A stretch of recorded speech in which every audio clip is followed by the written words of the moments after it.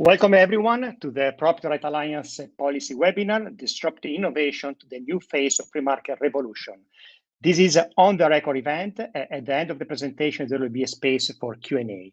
I'm Lorenzo Montanari. I'm Executive Director of Property Right Alliance, an international research and advocacy organization founded in 2005 with the main goal to promote innovation, free market, intellectual property right, and free trade. Strong legal and political environment that recognize and enforce property right, preserve the tangible and intangible asset of inventors while incentivizing innovation.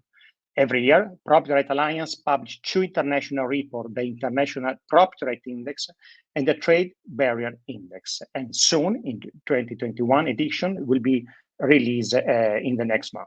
Today, we have the pleasure to officially launch a new policy paper, Vaping Works, International Best Practices, United Kingdom, France, Canada, and New Zealand. And I really want to congratulate with each of the authors for the outstanding research work about harm reduction policy in their respective country. And of course, thank you for joining us today. Christopher Snowdon, Institute of Economic Affairs, Louis Holbrook from New Zealand Taxpayer Union, Professor Ian Irvine from Concordia University in Canada, and Patrick Courcoire from IREF France. Unfortunately, Patrick today was not able to join us, but near in the future, we organize a webinar on harm reduction in France. This new policy paper illustrates that adopting a harm reduction approach toward electronic cigarette and vaping led to a decrease in smoking rates that is twice as fast as the global average. From 2012 to 2018, the 4-country average for smoking cessation was minus 3.6%, compared to the global average of minus 1.5%. Although tobacco harm reduction policy are endorsed via tobacco control in Article 1, D of the World Health Organization International Treaty, the Framework Convention for Tobacco Control, FCTC, the WHO and its governing body, Conference Party, do not recommend this safe and effective quit aid. The success of the reduction of smoking in these 4 countries was made possible by e-cigarette and vaping. Moreover, with the World Health Organization 9th Conference of Parties approaching in November 2021, PRA, we really want to highlight its support to harm reduction policy guided by evidence, not by ideology, and committed to the protection of innovation and the health of people. Saying that, I want to invite the first speaker, Christopher Snowdon, to join us today. Christopher Snowdon is the head of policy, head of the lifestyle economics at the Institute of Economic Affairs, is the author of several number of publications, including The Art of Suppression and the Free Market Solution in Health. His work focuses on pleasure, prohibition, and dodgy statistics. Christopher, thank you for joining us today. You need to mute yourself. You need to mute yourself. I'm muted, I'm sorry. Yes, okay, yes. Am I still muted? There we go. I hadn't Yes, muted absolutely. myself. I'd been muted. I'd been silenced. Hi, Lorenzo. How you doing? Thank you. Thank you for joining us today, Christopher. Thank you again for your great, outstanding work for the white paper. Cheers. Yeah. I mean, there's something I wanted to mention, which I didn't find space in the white paper, but I think it gives a little bit of color to the story in the UK, which is that around about 2009, maybe 2010, a guy called Rory Sutherland came across an e-cigarette on his travels in Asia, I think. Rory he writes for The Spectator. He's very interested in innovation, technology. He's been involved in advertising a lot of his life as well. But he really gets excited when he sees new inventions. And he happened to bump into David Halpern, who was the head of the Nudge Unit, as it was known, the Behavioral Insights team. These are the people who use behavioral economics to try and manipulate people in supposedly the right direction. But it was a big thing with David Cameron was quite keen on this idea. And he got Halpern interested in the idea that this could be a way to get people off smoking. And around about 2010, 2011, the government was looking at these. E-cigarettes had come across the government's radar. And I think really the government was minded to ban them, basically, or at least highly regulate them, possibly put them within the medical framework. And David Halpern, having been shown one of these previously, said, no, don't just hold on. I think there's potential with these. Just let's see what happens with them. Let the market grow organically. And because Cameron was so enamored with the nudge unit, he took that to heart, and they basically did leave e-cigarettes alone initially, allowed them to blossom. And ultimately, we ended up with a relatively good regulatory framework, and certainly a real success story when it comes to people giving up smoking. There was a really noticeable drop between about 2012 and 2016 when vaping rates went up quite markedly. We had pretty much a free market in vaping. They were allowed to be advertised even on television briefly before the EU got in the way of that one. And I think in a way it shows how a couple of random interactions can change history. Now, of course, it wasn't just down to Rory Sutherland showing the e-cigarette to David Halpern mentioning it to David Cameron, although that may well have been very helpful. There were also a lot of academics around and indeed campaigners. And in 2011, 2012, it was genuinely, I think, on a knife edge which way the public health community would go in the UK. In other countries, they were turning against e-cigarettes. The WHO was already basically opposed to e-cigarettes. But I think, again, we were perhaps fortunate in that, firstly, the UK has quite a history of harm reduction. You've got people like Robert West who've been working in that area for a long time. Michael Russell from the 1970s, of course, more or less pioneered the whole idea of tobacco harm reduction. So Britain had a kind of intellectual foundation in understanding that nicotine wasn't the problem, that smoke was the problem. And then you had people like, I think, academics like Linda Bowles, who were very influential in tobacco control, who were meeting smokers and were seeing that smokers weren't really giving up with patches and gums and so on, but they were giving up without any help from public health with e-cigarettes. They were just buying from the shops. So I think one thing led to another, and the fact that you had some academics and public health people actually working with real people, working with actual smokers, and they were seeing with their own eyes what was happening, that led to, from being quite a closely fought situation, which could have gone either way, it tipped in favor of vaping. Action on Smoking and Health, the main anti-smoking group in Britain, they got it eventually. And so they were not in favor of excessive regulation beyond perhaps what the EU was suggesting. And then you had these people had a lot of influence with Public Health England. Indeed, some of them were writing the reports for Public Health England. Again, people like Anne McNeil, who had a kind of got it, who understood the concept of tobacco harm reduction, seen what happened in Sweden with snus. Public Health England commissioned a report which was basically pretty positive. It came up with this figure that vaping's at least 95% safer than smoking, that it's something that should be encouraged for smokers who can't quit any other way, and all this kind of stuff. And that report has been cited around the world by many advocates, and every year we get an updated version of it. And so the bottom line has been that although the EU regulation hasn't helped very much, although that itself was watered down significantly thanks to advocacy from individual vapers, we're in a relatively good situation. The only real problems we're having in the UK are basically the fake news coming across the Atlantic, mostly from America, mostly from California, to be quite specific, and a lot of scare stories in the press.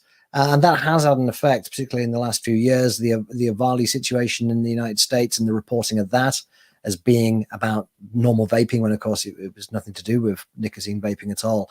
Plus, this kind of constant cascade of junk science coming out saying that e-cigarettes cause popcorn lung, they're worse than smoking, this kind of stuff. The media unfortunately lap it up, and it is having an impact. I mean, last year 6% of vapers gave up, specifically citing fears about the safety of e-cigarettes, and about 30% of smokers think that vaping is as dangerous or even more dangerous than smoking. So we've got a real job of work to do with the misinformation that's coming from around the rest of the world.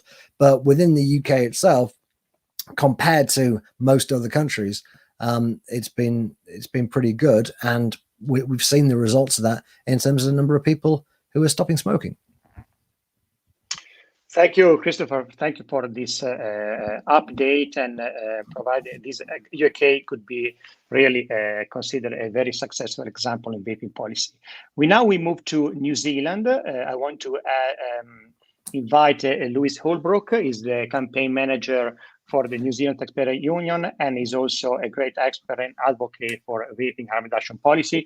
Thank you, Louis. From UK, we move to New Zealand. And thank you for joining us. I know this is pretty early for you in New Zealand. Thank you for having me. It's 6 a.m., but I've had my caffeine. I've even had some nicotine from my reduced harm nicotine device, so I'm feeling ready to go. Now, in New Zealand and at the New Zealand Taxpayers Union, our major interest in vaping issues comes from the tax that is levied on cigarettes. So obviously cigarettes have enormous health harms, but they also cause financial harms. So we see reduced harm nicotine devices as reduced harm in two ways. They reduce health harms and they reduce financial harms. Now, the financial harms of tobacco are caused by FCTC recommendations, because the FCTC does have a major influence on New Zealand's tobacco control regime. Fortunately, we haven't seen that same level of influence on our vaping laws. In fact, in New Zealand, we have an effectively unregulated vaping market, or at least that's what we've had for about 3 years, and the regulations are only just now being implemented. Yet we've still seen some very positive results. But before I get to that, I'll just cover off the WHO and the FCTC and the way they've influenced our tobacco regime. Because you can imagine when you're a politician in a small country at the bottom of the world with only 5 million people, the voice of a group like the WHO, it almost sounds like the voice of God. So then when we follow the WHO's advice and we ramp up tobacco taxes, and if we restrict vaping, then the WHO tells our politicians that they're special, that they're world leaders, and that they deserve awards. And when you're a small country with an underdog complex like New Zealanders, that praise feels really powerful. And if that's the case in a relatively wealthy country like New Zealand, then you can only imagine the level of influence that the WHO has in developing nations and in smaller nations. So the FCTC has influenced our tobacco policy basically through the full list. So we've had tobacco plain packaging laws, smoke-free environments, a ban on smoking in vehicles, but most importantly in New Zealand, compounding annual increases to tobacco tax excise. So our tax hikes on tobacco began in 2010. We've now got the highest tobacco tax in the developed world as a proportion of income. So our cheapest packets of cigarettes cost around 21 American dollars. And the WHO gives us top marks for this regime. And our government has also obviously been very happy to support that tax regime because it provides revenue. And it also conveniently provides revenue in a way that mainly affects people who are less likely to vote. These are low-income New Zealanders and Indigenous New Zealanders. Thankfully, recently there's been a mood shift away from the FCTC recommendations. Academics and NGOs, and now even our own government, acknowledge that tobacco excise causes harm. Surveys show that smokers are going without and spending less on groceries, less on utilities because of the high tobacco prices. And that's to say nothing of the violent and nasty robberies of the retailers of tobacco products. We also see a thriving black market. More than 1 in 10 cigarettes smoked in New Zealand are smuggled from overseas or homegrown. So what about our vaping laws? Well, in 2017, our government promised to legalise and to regulate vaping products. But then progress stalled because we had a change of government. We elected Jacinda Ardern. To this day, I'm still not sure if she knows what an e-cigarette is. So they spent a year trying to figure out exactly what these products were. There was a grey area. And then suddenly we accidentally managed to legalise vaping. That was because of a court judgment. It was a judgment surrounding heat not burn products. Our Ministry of Health argued those products were illegal under our current laws against oral tobacco. But the judge found that banning a reduced harm product would actually contradict the purpose of our tobacco control law, that purpose being to reduce harmful effects on health. So as a matter of fact, that applied to vaping as well. So vaping became de facto legalized and unregulated. So we had a free market in vaping, which would probably be appalling to the FCTC. But what we saw was actually really positive results. The sky did not fall. In fact, smoking rates continued to decline. And the trend even accelerated after we ended our annual tobacco tax hikes last year. So our smoking rate just in 1 year has dropped from 12% to 10.5%. And it comes at the same time that we've seen a real uptick in e-cigarette use. So it's hard to deny that there is a correlation, if not a direct causation happening there. In fact, our Treasury has even had to revise down its tobacco tax forecast for this year by 33%. So if that bears out in our smoking rates, that's fantastic progress. And obviously, we've had similar concerns overseas around youth experimentation with vaping products. But when you look at the available data for daily usage, which is surely the important metric, that just does not bear out in reality. Now, our great results obviously are not the result of FCTC recommendations. To the contrary, our results were achieved because of the slowness of our government to translate WHO orthodoxy into hard legislation.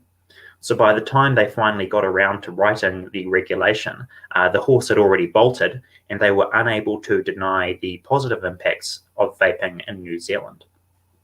So even the regulations that are now being implemented, they're comparatively permissive. We complain about them at the Taxpayers Union, but compared to other countries, they're okay. We've got a higher strength limit in New Zealand, and you can still access a range of flavors, but unfortunately you have to go to a specialist store. So our government has even run a Vape to Quit public information campaign. So you go onto the Vaping Facts website, and it's all about how vaping is far less harmful than smoking, and how you can use it as a tool to quit. They even have the graphs citing Public Health England showing, the harm from cigarettes 100%, and the harm from vaping 5%. That is the government's own public information campaign. So we're urging New Zealand's delegates at the COP9 conference this year to champion our government's pro-vaping rhetoric. And if they fail to, if we fail to influence the FCTC, we would at least urge smaller countries in particular to have the confidence to carve out an independent regulatory path like we did. And while many of our successes were in a way accidental, there's no reason they can't be achieved on a more intentional basis internationally. Thank you, Luis. I mean, what really struck me is that the New Zealand's success in vaping is linked to the delay approach of the government rather than prohibitionist methodology of FTC. This is very interesting. How to implement immediately free market reform. Anyway, so no, thank you. We leave the space for we have a space for the question later on. I want to invite now Professor Ian Irvine is a PhD professor from the Western Ontario and economist at the Concordia University. His work are focused primarily on tobacco-related issues and vaping. On the tobacco issues, he has a completed paper on the impact of workplace smoking ban on smoking and the impact of graphic health warning on cigarette packages upon smoking rate. While in the field of vaping, is exploring the relationship between vaping and traditional nicotine delivery product. Professor Irvine, thank you for joining us. Thank you for your paper and for presenting the case of Canada. The floor is yours. Thank you very much for inviting me, Lorenzo. Can you hear me clearly? Yes, absolutely. Okay, thank you. And thanks for the opportunity to join this very interesting panel that you've assembled for today. What I'm going to try to do in the space of about 10 or 12 minutes is just to give an overview of the regulatory framework and an overview of the very recent trends in vaping that have been taking place in Canada. I have a single PowerPoint, and there it is. Can you increase the size of that? That is just perfect. So you can see I have a number of items here, and what I'm going to try to do is just to run through each of these, and they are meant to be a guide as to what is happening. I'm a teacher, of course, and that's why I get PowerPoints ready. I'm not as urbane and fluent as Louis or Christopher, so you'll pardon me for being for going through a PowerPoint one point at a time. All right, so this is intended to be a quick overview. If one of the things we're really interested in the market for vaping is the impact that vapes have had on tobacco, cigarette sales, combustible sales. And so point one I make here is that when, in particular, Juul and Vuse came into the Canadian market in 2018, they had an enormous rate of growth through 2019, and the sales of combustible products really plummeted in 2019. Through the 2010s, the rate of decline in shipments of cigarettes was about 1.5 points per year, whereas in 2019, the decline was 7.5 points. Juul and Vuse are marketed in Canada primarily through gas and convenience stores. Vape shops account for a larger share of the market. They've got open tank systems and they have some pod systems. And then, of course, there are online sales. Vape shops account for about 50% of the market in Canada. Gas and convenience stores account for about 30%, and online sales account for about 20%. And that's all detailed in a Euromonitor survey that was published in 2020. You can also see the impact of the arrival of e-cigarettes on young people by looking at prevalence rates for smoking that emerge from surveys. And what you find if you look at youth surveys or all age surveys, you find that there has been an enormous decline in smoking on the part of both teens and people in their early 20s. And those declines have not been witnessed in age groups above 25. It's really important to note the declines in the 20 to 24 age group because part of the worry that is expressed by public health agencies is that vaping may become a gateway to combustible products.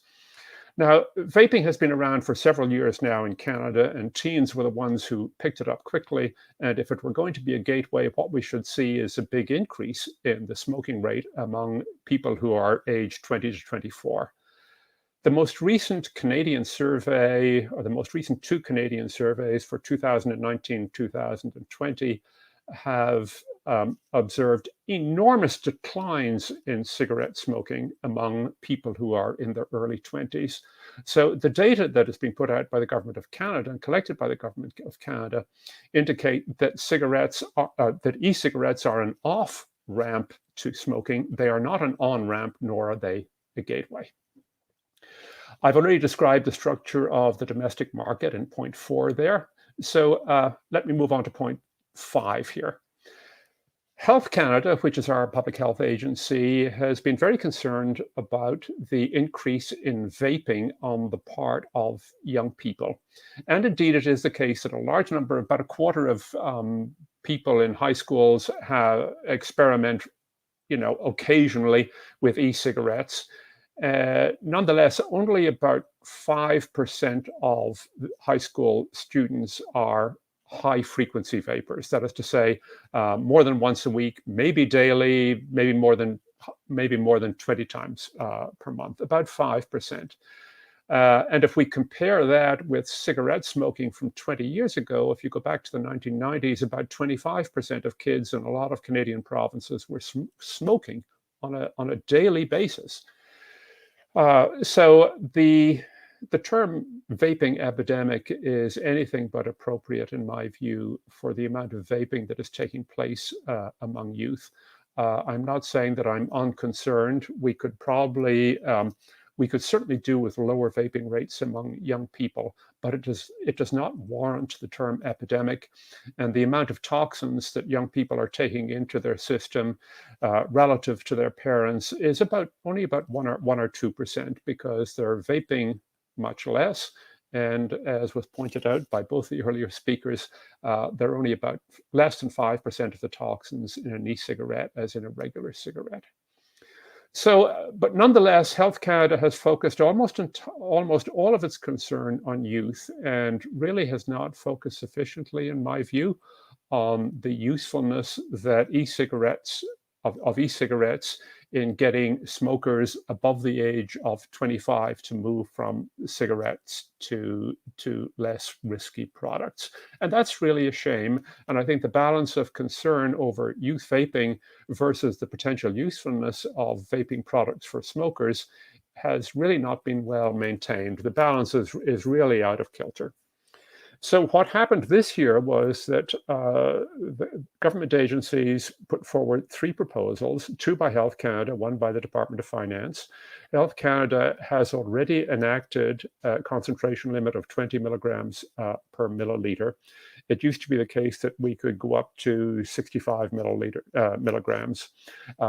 It was proposed, a number of us sent in submissions to Health Canada suggesting that this was not a good idea, because if you do not give smokers a sufficient amount of nicotine, they will be less inclined to move to less risky products. The second proposal coming from Health Canada is to ban all flavors with the exception of mint, menthol, and tobacco. And that is a process which is currently underway. Health Canada published its proposed regulations a couple of months ago, and the closing date for submissions on that was last week. I made a submission to them suggesting this was not a good idea. The third regulation that has been proposed is an excise tax of $1 per 10 milliliters of liquid or less. And this is a proposal by the federal government as opposed to the provincial governments. Tobacco and vaping are in the jurisdiction of both provincial governments in Canada and the federal government. And it's very clear that this excise tax is designed to hit pods, because pods usually contain somewhere between 0.7 of a milliliter and 2 milliliters if you're looking at pods that are supplied by manufacturers like Juul and Vuse. Although if you go up to the disposables, you can now get pods with 6 or 7 milliliters in them.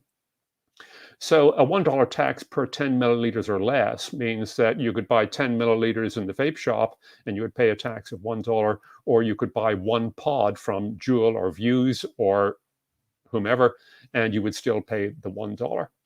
$1 per 10 milliliters I don't consider to be an excessive tax. My concern about the tax is that it would become higher than that, because traditionally in Canada, given that tobacco taxes are a shared jurisdiction, the provinces have historically got about $2 for every $1 that the federal government gets. So if the provinces were to decide, the federal government is going to impose a $1 tax, historically we've gotten $2, and then they put on $2, and then you suddenly have a $3 tax per pod, then that's going to act as a definite disincentive to vapers, and maybe smokers would be much less likely to come over, because vaping would no longer have the big price advantage that we have right now. The impact of these measures on the market is going to be different depending upon which of them you look at. I was in a vaping shop the other day, and I talked to the proprietor there, and I asked him about the impact of the nicotine concentration limit. And he said that they had experienced an increase in sales because people who were formerly purchasing 50 milligram concentrations are now purchasing approximately twice as many units of 20 milligrams. So the vape shops are not suffering too much there, but in the long term, if it means that smokers don't switch to vaping, perhaps they will. You can avoid the flavor ban. You will be able to avoid the flavor ban both legally and illegally. Flavors that go into e-cigarettes are not very different from the flavors that go into baking products, and it will be possible to buy e-liquid that is not flavored and then go to an alternative source and purchase flavors and mix the two of them if you have an open tank system or if you have a refillable pod system. I don't like that because I think it's much better. Nicotine is a very strong product. It can burn, and I think it's much better if mixing takes place in the hands of professionals rather than the people who enjoy their own vaping. It will also be the case that a gray market and a black market will develop for people who who really want to hang on to their high nicotine content and who really want to hang on to their flavors. They will certainly be able to meet up with the black market, and they may be able to purchase on a gray market also. It's not clear to me at the moment exactly how the new laws and regulations are going to impact sales on First Nation reservations in Canada. Lastly, there are about 1,400 vape shops in Canada, so I expect a significant number of these to close. There is a very vibrant e-liquid industry with a high domestic content and a high employment content. This is certainly going to be impacted. And I don't know if the impact is going to on youth vaping is going to be significant. We do indeed observe that young people smoke or young people vape fruity products as a preference, but if fruity products are not available, will they go to mint and menthol? I do not know. We also know that some young people get a charge out of a high hit of nicotine at a 50 milligram concentration. If we lower it to 20 milligrams, will those same kids not be interested in vaping? Will they go to smoking? This is something we don't really know. So we're working largely in the dark, and I think there is overkill in these regulations. In the submission I made to Health Canada about 2 weeks ago on particularly on the flavor bans, I drew attention to certain issues with the cost-benefit analysis that is presented in order to support the measures that on flavor bans.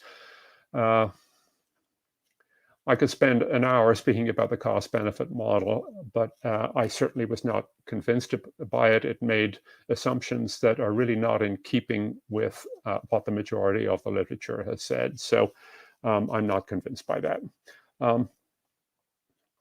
What about the health of Canadians?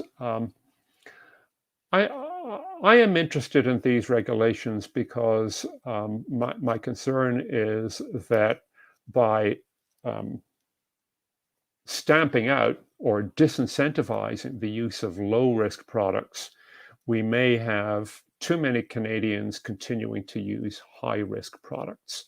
We've got about 40,000 people dying prematurely each year in Canada from tobacco-related, that is combustible tobacco-related diseases. And we could make a big impact in that in the long term if we got people consuming a product that was about 5% as toxic as combustible cigarettes. An alternative policy agenda for me would be something like the one that Louis, you spoke of a few moments ago. I would love to see Health Canada adopt an agenda like the one that has been adopted in New Zealand. I would love to see Health Canada actively going out and informing smokers that e-cigarettes are much less toxic than combustible cigarettes. Like everywhere else, too many people in Canada have the wrong belief about e-cigarettes. They think that too many people think that e-cigarettes are approximately of the same toxicity as combustible cigarettes, and that is not true.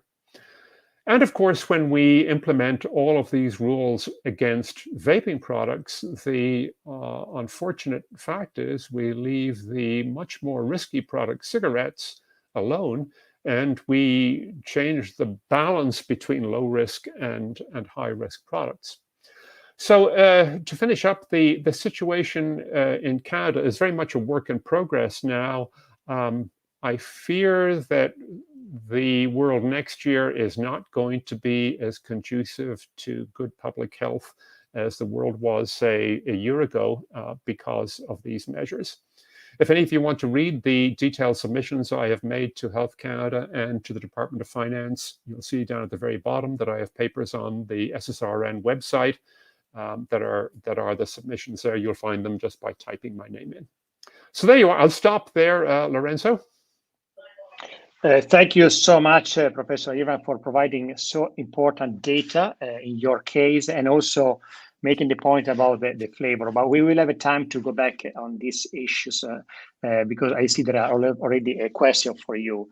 I want, in the meantime, to introduce Tim Andrews, is my colleague from Americans for Tax Reform. He's a director of consumer issues, and also allow me, Tim, to remember that you're also the founder and the former executive director of the Australian Taxpayer Alliance.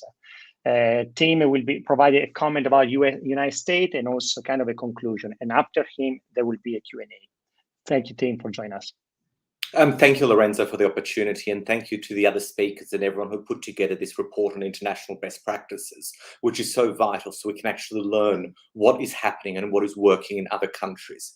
Particularly to those of you in the United States, you would know that today is potentially a day which could signal the end of the small vaping industry in the US, as we're awaiting the FDA to come down with a series of rulings later this afternoon.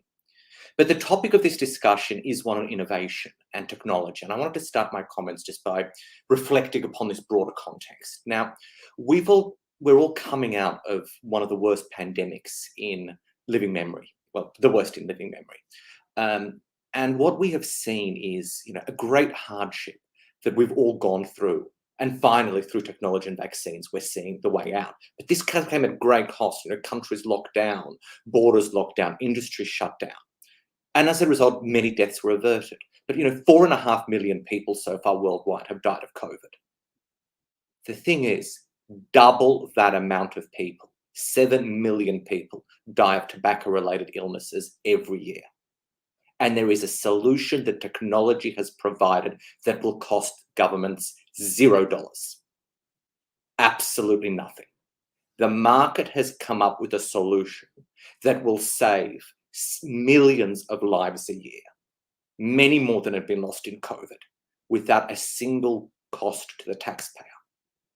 This is the greatest moral challenge of our lifetimes, because we have bureaucrats and we have activists, well-funded groups, deliberately and proactively trying to stop people from saving their lives. And that's what this is a question about. The evidence on reduced risk products is incontrovertible. We all know that they are at least 95% safer than combustible tobacco. We know it's not the nicotine that kills you, it's the tar from smoking. We know that they are 5 to 7 times more effective than other nicotine replacement therapies. We know that flavors are critical for adults to quit smoking, but they have made no impact on youth vaping rates. In fact, we know when San Francisco banned flavors, youth smoking of deadly tobacco doubled. Vaping wasn't effective for youths. We know it's not a gateway to smoking. We know all of these facts. This is incontrovertible scientific evidence that hundreds of studies, all the meta-analysis have shown. And yet there are people in governments and neo-colonialist activities by the World Health Organization and well-funded American billionaires trying to clamp down on these activities throughout the world. And I bring this back to the fact that this is not an esoteric libertarian or economic argument. When I first got interested in this, because it was a freedom of choice argument, and I believe in freedom of choice. And then I met people whose lives were saved by these products, who could tell me, Tim, I couldn't get out of bed in the morning for half an hour just coughing up this black phlegm.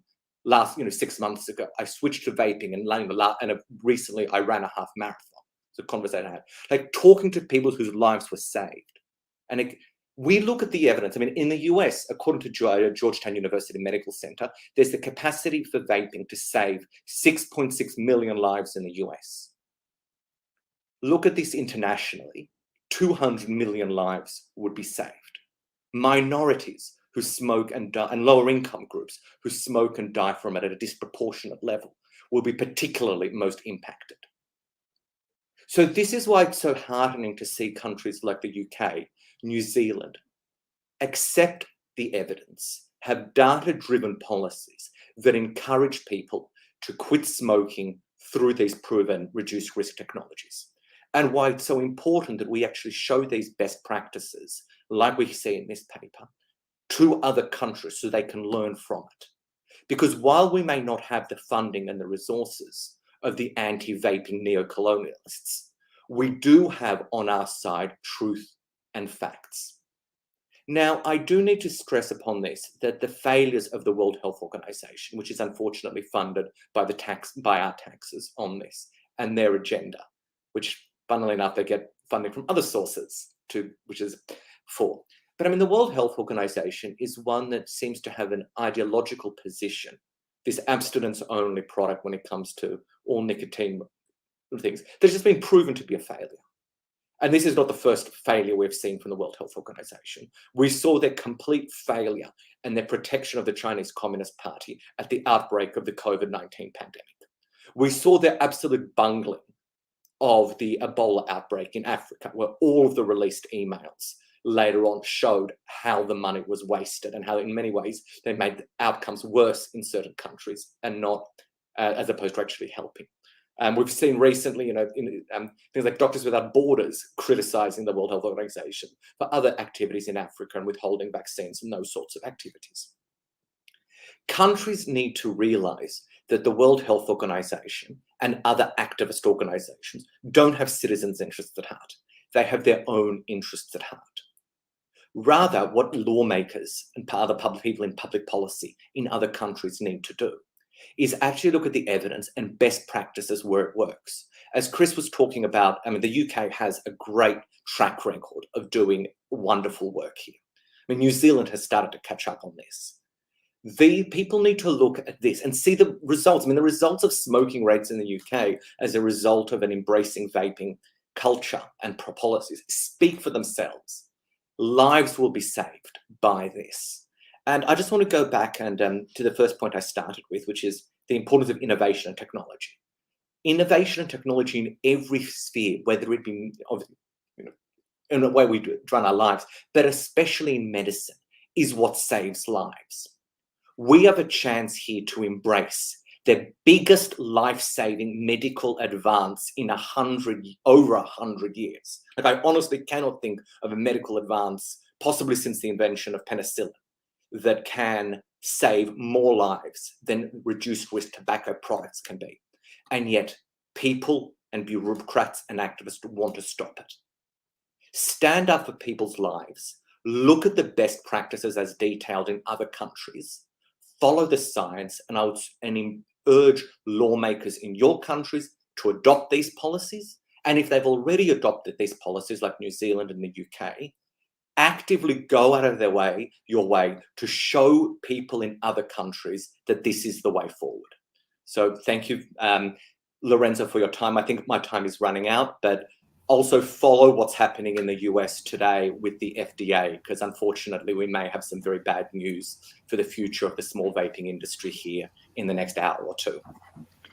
Tim, thank you so much for the way you articulate the message, for the update, and you're extremely right. We need to base everything, our action, on the fact and not on the ideology. So this is a reason that this policy paper could be useful policy tool for everyone to implement and work to implement harm reduction policy, and also to contrast what's going to happen in November on the COP9 conference. We're going to open now the section on Q&A. We still have a couple of minutes for us. I see a question for Professor Irvine from Richard Padelcourt. What happened to change Canada from a country that had a positive outlook on vaping in around 2016 to one which is now advocating for flavor ban, nicotine caps, and a bans? So what is your opinion on a flavor ban? Oh, there are multiple parts to that question. I don't think we had a terribly well-defined position until a couple of years ago. Vaping did not have a particular legal status until 2018, I think. And the Tobacco Act was rewritten at that time, and it's now the Tobacco and Vaping Products Act rather than just the Tobacco Act. I think that there is. I think there is a national concern among parents that their kids are, playing with vaping products, and I think the media have really jumped on that in an excessive way and promoted the notion that there is something horrendously bad going on. And I think that has really just taken on a life of its own in Canada. And then simultaneously, you have people in Ottawa and the federal government in Health Canada who, of course, are all good, upstanding citizens. You know, they never take more than 2 drinks, and they don't buy lottery tickets or anything like that. And they've just decided that it's their job to, you know, to protect the well-being of everybody. But they have failed, in my view, very much in striking a balance between the interests of people who smoke and who could be saved from an early death on the one hand, and the interests of young people on the other. So I think the media has played a negative role, and I think Health Canada, despite what its intentions may be, is playing a negative role simultaneously. So I think you have these 2 independent forces sending us down the wrong road at the present time. It's very enticing to say, oh, young people like fruity products, so let's ban them. And then, you know, people who want to quit smoking, well, they can go to the tobacco flavor or the mint and menthol flavor. But the fact of the matter is that even if you take out the young age groups, about 70% of those who are not in the young age groups who vape, they do not vape menthol, mint, or tobacco. That only counts for 30% of them. So what you're doing is you're taking away the preferred flavor of adults who vape. And there's also a bit of the Alice in the Looking Glass in this regulation too, because what's being proposed in the flavor ban is that certain key agents that are used in the tobacco, mint, and menthol flavors are being banned. And they are agents which give the tobacco, mint, and menthol flavors a certain roundness and make them more acceptable to people who are accustomed to having smoke as the rounding agent when they consume the smoke from combustible tobacco. So it's not just fruit that's being banned here.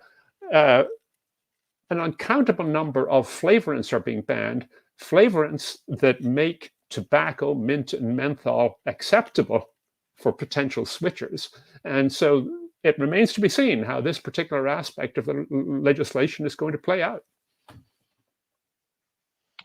Thank you, Professor Ivan. We have a question for Christopher Snowdon. Let me unmute. Is how the UK regulatory framework could be improved and how do you regulate heated tobacco product?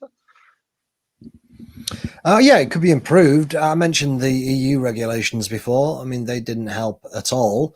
The plan was originally to regulate e-cigarettes as medical products, and vapors were very good at making their case to MEPs, so that fell apart in the European Parliament. But we still were left with a lot of quite unnecessary and counterproductive regulations.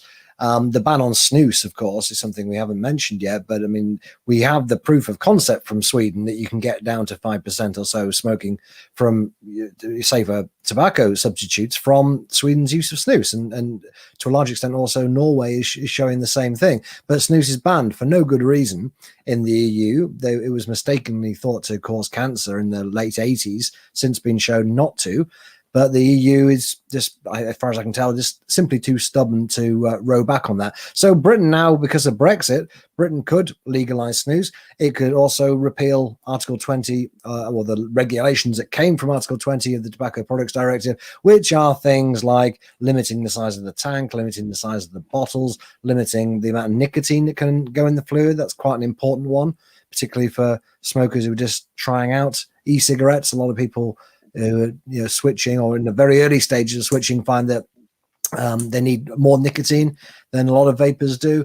Advertising restrictions should go. I mean, there should be some restrictions on advertising, but I mean, at the moment, you basically are forbidden from advertising across most media. So yeah, that could be improved, simply repealing various EU regulations. And with other other products that are on the scene or potentially could be on the scene. Certainly want to create a regulatory framework that is very welcoming to innovation. It is definitely an issue that 50% of smokers have tried vaping and are still smoking and have never made the switch. Partly that's because of things like they haven't found the right flavor yet, which is one of the big problems with banning all these flavors, is you're really limited if you're on tobacco and menthol. I remember the very early days of e-cigarettes. It was only tobacco and menthol. And the tobacco one's horrible. No one likes that. It doesn't even taste like tobacco. So either you go with a menthol or you go with nothing. So, we need to create an environment that is open to getting these products on the market in the first place, testing them scientifically as rapidly as possible, and also then not taxing them too much. One problem in Britain was we do tax the heated tobacco at a very high rate. I think that makes the heats, as they call for IQOS, a bit cheaper than a pack of cigarettes, but not much. There's no case either ethically or economically really for taxing safer products at all, actually, beyond the normal sales tax. Could I add a point to Christopher's comment? Please, absolutely. I think the snus example is a really good one in relation to the gateway hypothesis, because if you look at the data for Sweden, you just see a constant downward trend in smoking. Snus is an alternative nicotine delivery system, and there's no way it led to, it had a gateway effect on smoking. It was a wonderfully successful off-ramp for smoking, but this is evidence I wish the health community would take more seriously. I think the snus is a great example. Thank you, Professor. We have a question for Louise Holbrook. How have New Zealand lawmakers and academics been persuaded to support vaping access when they are usually so suspicious of any private commercial solution? It's fair to say in New Zealand that many of our public health academics are still suspicious of vaping. But it's not so true for those academics that are closer to the front line. And it's our charities that are delivering those frontline quit smoking services that are actually talking to smokers every day and hearing that the one tool that has worked for many of these smokers is vaping. And I think those frontline service providers are far more convincing to lawmakers than the academics are. And frankly, they're far more convincing than us in the think tank and lobby group world are. So I think it's really key to work with those frontline service providers and to amplify those stories of smokers that Ian alluded to. And I think Tim demonstrated the power of that when he spoke about his own experiences talking to these smokers. Thank you, Luis. We have a question for everyone. I would say, what kind of a dangerous health concern could result from a black market in vaping products following a ban, as opposed to having safe and legal vape product available? Who is first? Well, Canada has a very... go ahead, Christopher. No, please, Ian, go. Canada has a very rich history of illegal markets in cigarettes. And I've got very little doubt that there's going to be a thriving black market in about a year in high nicotine concentration flavored products. I think it's a bad idea that we have individuals who want to benefit from vaping. I think it's a bad idea that they should be mixing their own nicotine strength and their own flavors. It's much better that that be left in the hands of professionals. It's also the case that if we do levy a tax on these products, we're going to lose the tax base because we're encouraging an illegal market to develop. Louis, you said 10% of the cigarette market in New Zealand was illegal. I find that very small. In Canada, 20% is the accepted number. Mm-hmm. A lot of it comes from First Nations production here. And so I can't believe that there's going to be much less than 20% of the market illegal, about 2 years from now. I was just going to say that, it's very hard, obviously, to track the black market in anything, including e-cigarettes. Almost by definition, it's difficult to know exactly what's going on. And of course, you will get potential problems there, people mixing their own fluid. But really, by far, the biggest health concern from the prohibition of e-cigarettes or the prohibition of flavors will simply be people won't be switching from smoking. That's by far the biggest downside to this. And when the big problem, I think, with the anti-vaping people is they don't envisage any kind of counterfactual, and they don't really look at unintended consequences. So they focus on children, as Ian says. And, you mentioned that, smoking 20 years ago. The reality is that smoking has collapsed in these places which have a panic about youth vaping. And probably we'd rather kids didn't vape or smoke, but it's acting as a substitute for the kids as well. And the anti-vaping people just go, oh, yeah, but we've got very low rates of smoking amongst children. That would have happened anyway. It wouldn't have happened anyway. It wouldn't have happened. And then you've got the obvious unintended consequences of dealing with this problem as if it's just something that we need to make as unappealing and unavailable to children as possible. The consequences of that is that adults won't be able to switch. So, what do you want? There never seems to be any real attempt to calculate the trade-offs here. We don't live in a perfect world, and kids are always going to be able to get their hands on things, but they were getting their hands on cigarettes quite happily before, and will again if they're not using e-cigarettes, but adults won't be able to get their hands on e-cigarettes. If I can just add to that, just some news from the US. As I alluded to in my presentation, the FDA just announced their final decisions regarding today's PMTA deadlines. They were essentially, today was the deadline for the FDA to approve or disapprove any vaping products on the market. And they've come out and not a single vaping product has been approved in the United States as of 5 minutes ago. They have said, oh, we need a little bit more time. We haven't been able to evaluate all products, but every single product they have evaluated has now been denied a marketing order, which means they cannot be sold in the United States. And more importantly, they've said the reason that they are doing this is that they require, as the basis of evidence for each product, not all of the scientific studies that have accompanied it. We have all that evidence, but they require an independent scientific study, either a randomized controlled trial or a longitudinal study for every single product in every single flavor in every single concentration that a small vape store has. We're looking at about $1 million a study. A vape store will have several hundred products. So the standard of evidence that the FDA has said they will need to apply for any vapes products to be sold in the United States is hundreds of millions of dollars, which you're over a small business that employs 2 people, you're not going to have $100 million. It looks as if from today's statement by the FDA, every single small vape store in the US will be shut down. It looks as if some may switch to synthetic. That's a separate question. They haven't made any rulings on the big companies. So Juul, Vuse, etc. They've been, and a lot of the other players have been pushed back. But it does look very, very grim news for the vaping industry in that the FDA has bowed to political pressure and has decided to reject the science by setting an impossible burden for any small business to reach. So that their statement dropped about 5 minutes ago. Thank you. I don't know if Louis wants to add something. We still have 1 minute. I promised to finish at 3 p.m. So we have yeah. Please go ahead.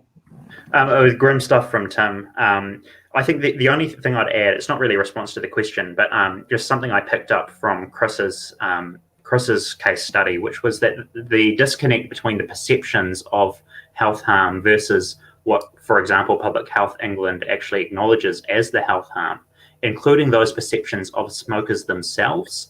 That is seriously alarming. I suspect that's widespread, not just in the UK, but I would encourage people in other countries to seek that data, because if you can put that in front of a lawmaker who has acknowledged the reduced harm of vaping products, that shows there is a disconnect, there is a way forward, there's a problem that needs to be fixed. Thank you, Louis. Well, thank you, everyone. It's 3 p.m., so I promise we try to stay on time. I really thank all the speakers, the presentation, and the wonderful white paper that they all together put together. And the paper will be available in the Copyright Alliance website. This webinar is being recorded, so can be seen and watched again. I think we can say that there is a clear, comprehensive evidence indicating that electronic cigarettes are 95% safer than combustible tobacco products and are twice as effective as traditional nicotine replacement therapy. The United Kingdom, France, New Zealand, Canada can contribute their success to harm reduction policy although this country can improve on eliminating taxation, prohibiting restriction on public uses and marketing, as well as reversing limit on container for vaping product.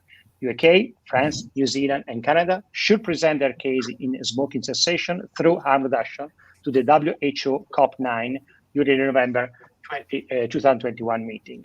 Thank you again to all our speakers for the great research work, presentation, and everyone that participated for the questions from the public today. And again, you can find the webinar recorded in our Property Right Alliance YouTube page.